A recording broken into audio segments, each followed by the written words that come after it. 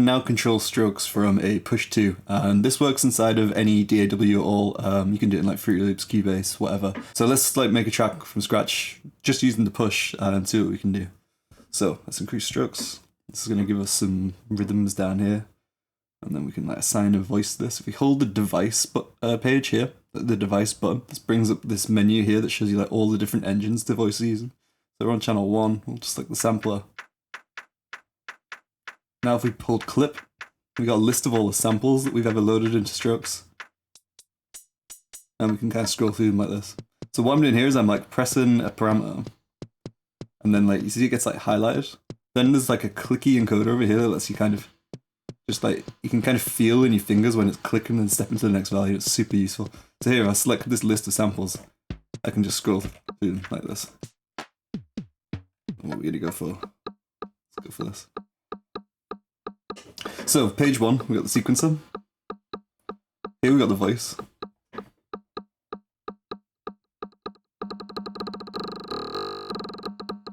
And play it backwards.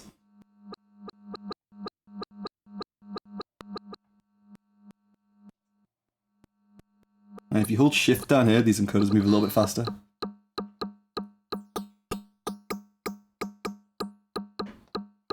Here we got a mixer page.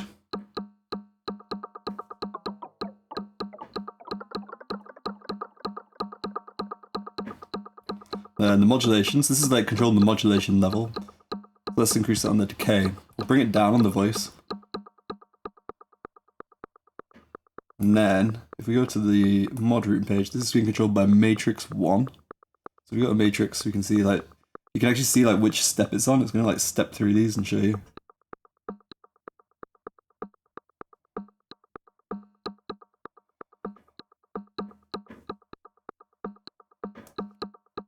Alright, so let's just stick with that for now. We'll go to the next voice, and that's this one here. No, we've still got nothing on this. And like, I can use these pads to just like punch in some random stuff. Let's just like see, I've got to increase the length and the loop to see all the steps down here as well. And put a little fill in at the end there.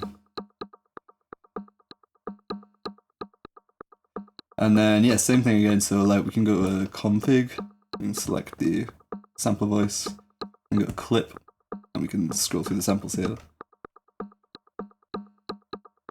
Let's go for this one.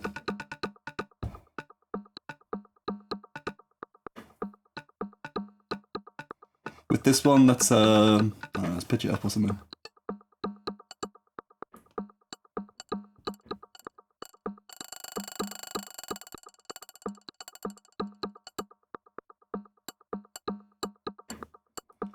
Look at what it's doing on the matrix here. We can mess around with some of these values.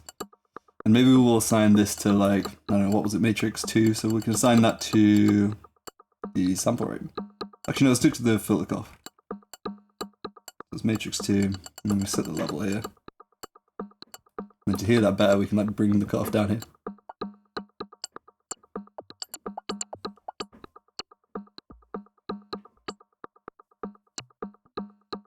You can change the type of filter as well, so let's go to like bandpass.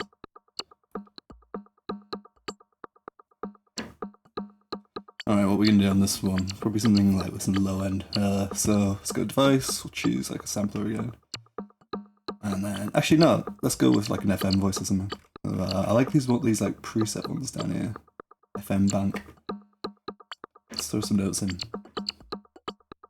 We'll just put loads in. And we'll get a note on every step or something, and just so we can design the voice a little. So we got to select a preset here, and bring these up as well.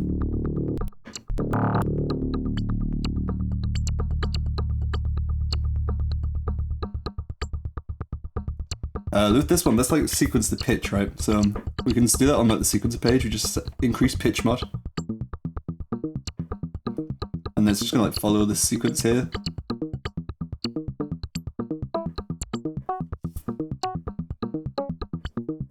And then there's a scale button here, right? So if we hold the scale button, and you get a list of like different scales that you can quantize to, and you can change like the root note as well. Okay, let's actually do some like low end now. So like device, sampler, and then let's go with like just like a 4/4 kick to start with, shall we?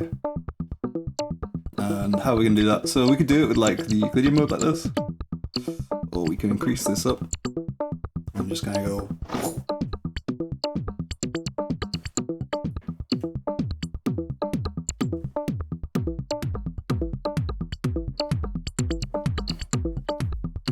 Alright, now let's this FM sequence, let's make it run at like a slightly different loop length so it phases with everything else. Yep, here we go. So then we go to the master page here. So like, yeah, we got like channels 1 to 8 and then master. We got config, then we can do like some little bit master in here. And yeah, let's make it swing as well. Let's go, we can affect the like accent sequence here. And this is also just going to make some of the other sequences that control the voices come to life a bit more.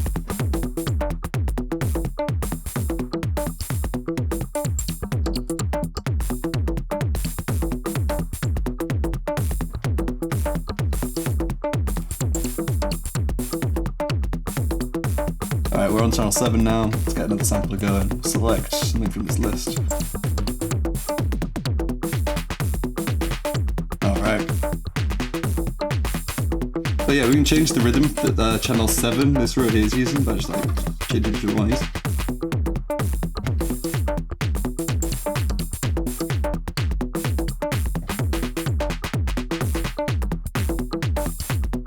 We can, these buttons here, they also like control whatever this is doing here, so like it's mute, solo, or it's not stop clip, it's like invert and strokes, right? So like mute is like, we can just like mute the notes for each channel. We can also solo. And then yeah, the one that I was just about to talk about is invert, right? So this is going to make the note ons become note offs, vice versa. So on that hi-hat down here, on the clap, sorry.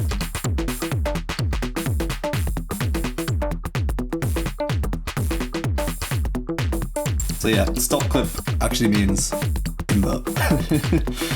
Alright, last track. With this one, let's solo it, right? So this is track 8 that we're listening to right now. So, track 8, let's change the start and end point of the sample.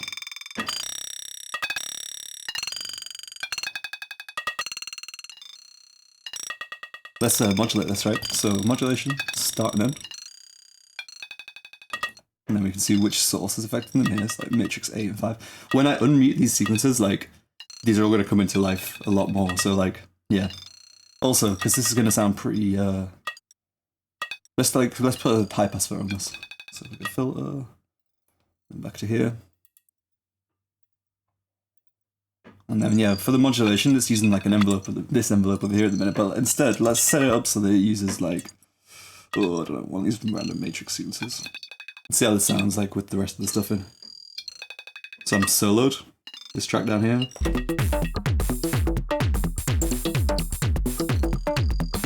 Alright, now we've got like a kind of basic pattern going here. Let's go to the mix view. Here we can choose like the levels of each track, so yeah, hold and shift again.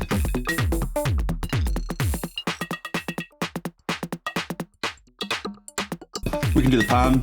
Oh, that shouldn't be there, that's a bug. We could also do sends from here, right? So like that weird voice that we just made in channel 8, let's send it some reverb.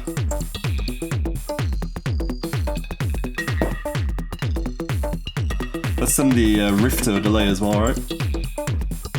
I think it was on this channel. No, this one.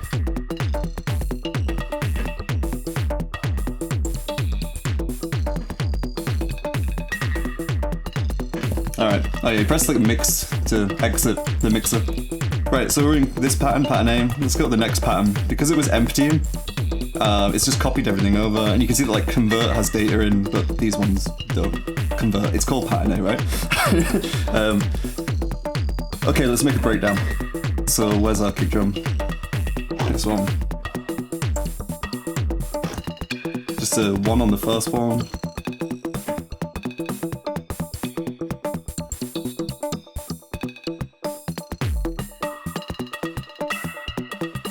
Basically just want to make a bit of space here, right? Without kind of losing the essence of the original pattern that we had. Just gonna mess around with it until we get there. Alright, so now we're in this situation here. We've got pattern B, we've got pattern A.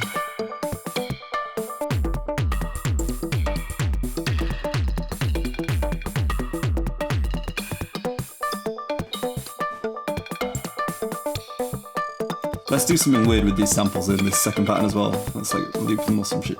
So.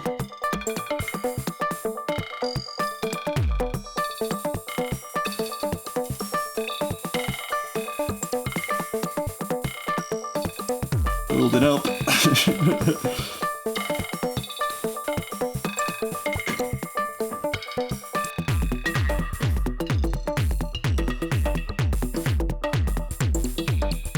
Alright, so we're in pattern A right now, and we've built this pattern B.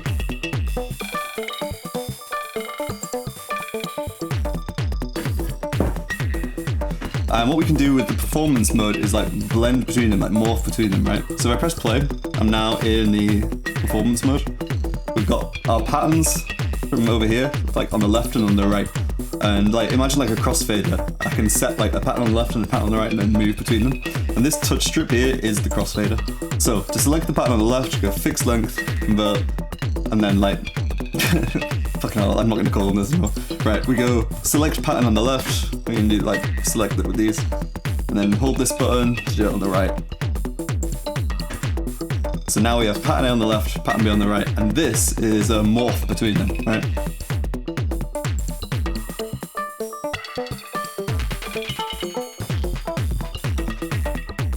Alright, I'll do a better transition next time, maybe. But yeah, you can see as we do it, we basically get in like a blend of the two patterns in the center. That's represented by like current here.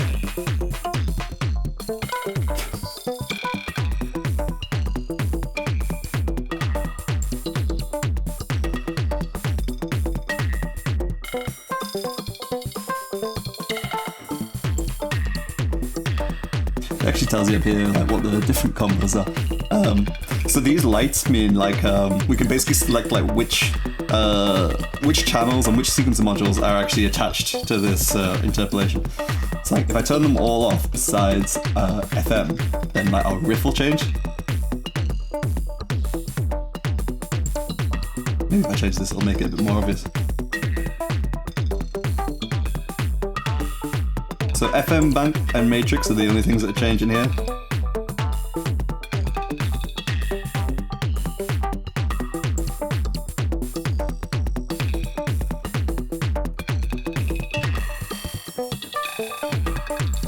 It's a lot of fun, you can just kind of tap around and see what it does.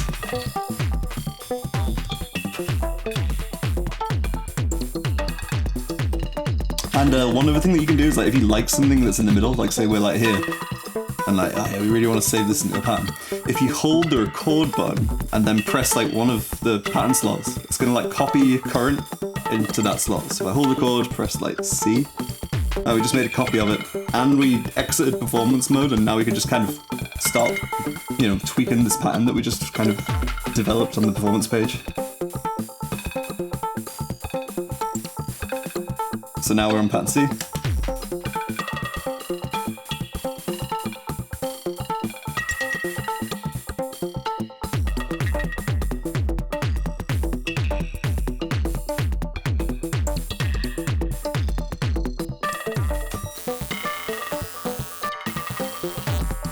I really like having these buttons down here because you can basically just kind of go like and do like fills like that. It's really fun, like.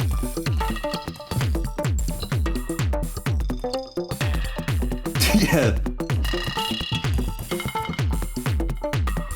Alright, yeah, I think that's about it. So yeah, this works on Mac, Windows, it works in any DAW. There's like a little app that you got to run alongside it called Strokes Show, and that kind of handles like moving the data from the plugin to the push. Kind of works a bit like Overbridge if you're familiar with like Electron stuff. So yeah, this is so much fun for real. Like, it kind of makes Strokes like weirdly easier to use as well, because like just having this kind of these layouts and stuff like that just make it really like immediate to know what's going on. Like, and like yeah, you can literally go from like completely blank slate to, I don't know, having like 5 different patterns stored up and interpolating all between them and stuff. And like my computer's over there, like I haven't really looked at it at all. Like